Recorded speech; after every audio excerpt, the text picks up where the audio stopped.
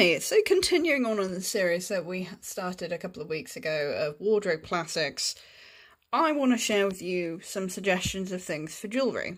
Things that you can wear every day, things that will stand the test of time and that are hard wearing, that aren't necessarily expensive. The most expensive thing here is probably said watch. So everything here, bar this, which is leather, is sterling silver. You see, when I go shopping, I tend to get jewellery from one of 3 or 4 places. Either I will buy stuff off eBay, wholesale from China. I will buy from markets, or I will buy second hand. And what I will do is I will talk you through all of those options today. I'm going to cover bracelets, necklaces and earrings and rings and a watch, and just kind of talk you through what I have, where I find things, how I find things, etc. and some general shopping tips. Okay? So, we are going to start with necklaces. So, here we have a basic sterling silver, solid, as you can tell, sterling silver torque. I had this for many, many years, and what's really nice about this is if you want, you can put a big pendant on it, where it's like a choker style. I've got several things that I tend to wear on this. A key, crosses, big gemstones, you know, things like amber, moonstone, etc. On its own, it's a nice standalone piece as well. Sits flush against the neck. And what's really great about it is it's just such a simple style. I mean, I've had this I bought this in 2010 from a shop that was having a sale on its silver. Sorry for the move, it's just the daylight's not brilliant today, so I thought I would use my windowsill, so do apologise. But something like this, it was less than £20, really good value, solid silver, wears really well, as long as you store it properly and look after it. Stuff like this is classic and simple, and you can have it for years. Something a bit more frivolous, but fun, is this. This is from QVC. This is Diamonique. It's sterling silver, rose gold plated with it's rose gold plated over sterling silver. And as you can see, it is a flamingo. I got this in their sale, including postage. It was about 20 something pound. I bought this as just a bit of fun, if I'm completely honest. But actually, this ended up being one of the most worn pieces I've had. I've had this for just over a year now, and I wear this all the time. It's got great detail to it, and it's not like any other piece of jewellery I own, and what I like about it is it's quite unique. I like the inlaid diamantes, well, simulated diamonds. It's got a tiny little black stone for its eye. It's a beautiful piece, and I genuinely adore wearing this. I always get a lot of compliments for it. And sometimes I think it's nice and it's fun to have a little bit of a standout piece that in your collection, that you can layer with things that you want in the summer, maybe something to bring a bit of sparkle in the winter, whatever you feel like. So, 2 completely different styles of necklace, but really, really good. Under 30, with the exception of the watch, everything here is under £30. Everything is beautiful, and I have them all for different things, and you will see they're all very different styles. Next up, let's talk about, this is the most expensive thing. It's a Scargan watch. It was under £100 because I got it off Amazon or when they were having a deal. Well, I found it on Amazon. This was a Christmas present in 2012. And bar having to have the battery changed a couple of times, I wear this every day. It's lightweight. I know a lot of people don't tend to wear watches these days, but I do, and I love this. It's got a beautiful mother of pearl face, Swarovski elements. I always suggest investing in a good classic watch because it will last you for years. I used to wear a lot of cheap watches all the time and swap them out. I've had rose gold watches before and the plating's gone. In 7 years, nearly, this still looks fantastic, and I still genuinely enjoy wearing it all the time, and it's a lovely watch. So if you can, I recommend invest in a good watch and look after it. And it will do you well. Next up, we're going to do earrings. So these are my most recent ones. These, you'll note, look like the Dior pearl earrings, but the difference with these are they're actually sterling silver in the middle. These were found off eBay for £1.29. what's really great about eBay is you can buy a lot of really cheap real silver earrings for less than £3. And I really like the look of the deal. And this isn't me going, oh, hey, here's this great replica, you should get it. I genuinely love the pearl look, and I've always worn pearl earrings. I'd be honest with you, I used to get the big multi-packs of pearl earrings from Primark when I was at university, and I'm forever losing them. But what I liked about these is it's the first time I've seen the double pearl without it being an exaggerated size. And I'm sorry to say this against Dior, but at least it's not £400 for something that's costume jewellery. At least these are genuine, they're a faux pearl, but at least they're real sterling silver on the bit that goes through the ear. And for £1.29, I'm not really going to complain. And it's not because, oh, you know, it's a rip-off and it's designer or anything like that. I personally just don't see the sense in paying £400 for a pair of costume jewellery earrings, when I know for £400 I could buy really beautiful gold or silver. Anyway, next up, harking back a bit to the 90s trend and losing my earring as you do. My apologies for losing a third earring. Anyway, this is secondhand. These are from a jewellery shop, an independent one. They are a silver puff heart stud. I've had these for a long time, to be fair. I think I've had these since 2009. But they're really, really comfortable. They were less than £10. They're real silver. They're from a jeweller's, independent family-owned jewellers. Really good tip I would suggest is second-hand. Go into independent jewellers. A lot of them will have great second-hand sections for silver, and they will clean the earrings and everything for you. And you will be able to enjoy something that you can have for years and years and years. And that's what I love about these. These are the most recent acquisition. They're from the same jewellers. But what's really nice, and I have found from independent places and pawnbrokers, is you can find a lot of handmade pieces. These are a pair of handmade silver bezel set cubic zirconia earrings. These were £15. I bought these back in May. And they're just a pair that slip through the ear. And they're beautiful. And I mean, imagine how much that would cost you to have those made. And they're a really nice, simple, classic earring that sit well, and they'd be a good alternative if, say, you want to wear a diamond stud or have the look. I don't personally wear that style of earring. I tend to wear them as like a main earring. I tend to wear them as a secondary earring because I have a lot of ear piercings. But these I love. They're very simple, they're very classic, and you could have them for years. So, the two shopping tips there are, if you're looking for a simple stud that's inexpensive, eBay.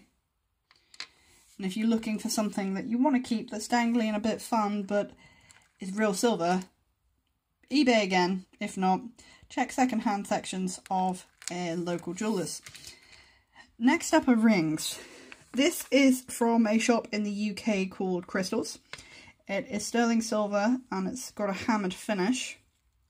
This I wear quite a lot. The only problem with this was when it's hot, because it's quite a long ring, your fingers do go a bit, yeah. This is handmade. This was actually a birthday present. I'm afraid I don't know where it's from, but I've had it for over 10 years. It's a piece of labradorite. What's really nice about this actually feeds into the current artsy silver chunky 90s trend. Folds around the finger. That's really nice. Something quite fun. This is an Argos special I've had since 2002. Cubic zirconia, plain solitaire, nice, simple, good for stacking. It's $3.99 back in the day. Here I have a mixture of stacking rings. Some were made, some are from eBay. That's off eBay. That I wear as a mini pinky ring. eBay again, rose gold over silver, simple stacking ring, very Instagrammable because, you know, you see a lot of people wearing the love rings. And here, again, it's just a mixture of stacking rings. Some are from pawnbrokers, one's been handmade for me, and the other is just a cheap one from an Argos jewellery section. And last but not least is a little initial ring, which was made for me as a present. Really like it. I liked a high-end piece, but I didn't like the fact it was gold. But I do genuinely love this little thing. Things like that are really dainty. They're nice for mixing, matching. You can layer them up or you can wear them on their own. You know, things like that are a really good statement ring. They're fun. You can layer them up, wear them on their own. And if you like that kind of really chunky silver. And what's really cool is if you want to mix, say, chunky with dainty, you could do that there. I recommend things like this for every day. So you've got really dainty rings. They're not too much. You can layer them up as much as you want and it doesn't look overwhelming. Or you could wear one of those, or even on alternative fingers. And it just has an artsy but fun finish to it. But at the same time, you know, pretty dainty little rings for a little bit of fun. And last but not least, we are going to move on to jewellery bracelets. Here are 3 very basic everyday bracelets. You've got a very dainty one. This is from an independent jeweller. It's tiny little puff hearts. What I loved about this is it's just got these unusual twisted links. That looks really cute, layered up with stuff and on its own as a dainty bracelet. Here you have a spin on your traditional British charm bracelet. The links have been ever so slightly cut away, so they've got a bit of decoration there. But normally with these, they tend to have a chain like that with the big padlock, and they're usually full of charms. I do have a bracelet like that. And last but not least, second from last but not least, you have this style bracelet. A lot of people know this because it's just a standard T-bar, but it looks a lot like one of your Tiffany style bracelets. As you can tell from the date, had that quite a long time. Really cool, good for layering. They look fun. And what I tend to do a lot on my Instagram is I layer these kinds of bracelets up with big chunky bangles. Last but not least, I've been wearing a lot this year, and if you're into Pandora, this will be your kind of style. It's a leather bracelet in blue that I've had since 2011. It's one of the Charm Company bracelets, and it's full of charms. Some of these charms I bought when I bought the bracelet, which are this tiny little blue ball and tiny little padlock and key. To be honest with you, that one was found and given to me. That one's second hand, but the rest of these, in all honesty, were found on eBay, each for less than £5. I'm aware some of them are copies of like Pandora's, but they're all real silver. It's just something fun I like to wear. It's got a bit of a weight to it. It's got a mixture of charms on it. Penguins, Eiffel Tower, artist palette. It's just a bit of fun. It's all real silver, and I genuinely enjoy wearing that. That's just something that I tend to either wear on its own or I'll layer it up with things. And there was no rhyme. I personally like traditional charm bracelets. This is the only version of this kind of a bracelet that I have, but I genuinely enjoy the look of it. I know a lot of people love Pandora bracelets because it's a nice spin on the traditional charm bracelet. And it's just amazing. It's just fun to wear. I do have a traditional charm bracelet, but I'm pretty sure if I show you, you'll probably go, oh my god, there's so many charms on that. I may have to show you my traditional charm bracelet some other time. But what I would recommend is mixing things like this. That's something fun. It's a bit different. It's full of charms. That's more like something most people would tend to wear these days. And that's why it's quite cool, but there's no rhyme or reason. There's no sentimentality. It's just things that I genuinely like. That was a Christmas present, graduation present, but I layer stuff like up and I wear all this kind of jewellery every day. I like to make studs. I like to wear dangly earrings. It really just depends on what mood I'm in. But what I would recommend, jewellery shopping tips I would recommend, pawnbrokers, eBay, independent owned jewellery shops, because if you find something that's a bit more expensive, like a bracelet or a ring or some earrings, sometimes what they will do is they'll let you put a deposit down that's 10-25% of the value of the item, and they will allow you to pay it off over 2 to 3 months. F. Hines, which is a jeweller in the UK, do that as well. Pawnbrokers will allow you to do that as well. QVC does easy payments if it's over a certain value. But, you know, what's nice here is you've got a mixture of classic things like the pearls, you know, artsy kind of things, really dainty, delicate little things, you know, things that are a bit of fun. I think the main thing for me was, for many years I used to wear a lot of costume jewellery, but over the years, unfortunately, I've developed an allergy to a lot of non-silver or gold metals, except for my ears. They tend to make me really, really itchy. Just an allergy I can't do a lot about. And also the resentment that you pay. You know, you could walk into somewhere like Topshop and you could pay £15 and £20 for a really decent piece of costume jewellery. You know, you wear it a couple of times and you're already going green. When the resentment against something like that, when you know, if you know what you're looking for, you can find silver for a similar price. And I think it's just a bit frustrating because, I mean, with this bracelet, for instance, Pandora make beautiful items, but my pet peeve with Pandora is things like their stacking rings. They don't always use proper gemstones, they use glass. And you're paying a lot of money for what you're getting. When if you say go to Camellia, or if you go somewhere like Crystals, you can get beads. Like, I mean, the brand Crystals in the UK, they do pieces like this, but they actually have genuine gemstones instead of glass, and you can have like lapis lazuli, amethyst, etc. for these kinds of bracelets. And the thing is, you're getting good value. And I think a lot of the time when it comes to jewellery, people, unless you are buying something with diamonds or gold, whatever, people don't always really think about it, and people would rather go and spend a lot of money on costume jewellery. And that's okay if that's what you want to do. But I personally would prefer to have something that I'm going to own for more than a year or two, and that, you know what, if I get fed up of it, I can sell it and still make money back from it. And the nice thing with silver is, and things like this is, I don't actually know exactly how old this is because I'd need to look up the date letter, but a lot of the silver I have like this in my collection is vintage. And, you know, I've got pieces from the 50s, the 60s and the 70s, and they're beautiful, and the 80s, and they're beautiful pieces that have lived a life with someone else. And, you know, I like that idea. And what's nice about things like that is, even though they're really old, you'd never know unless you were told, because of the way they're made.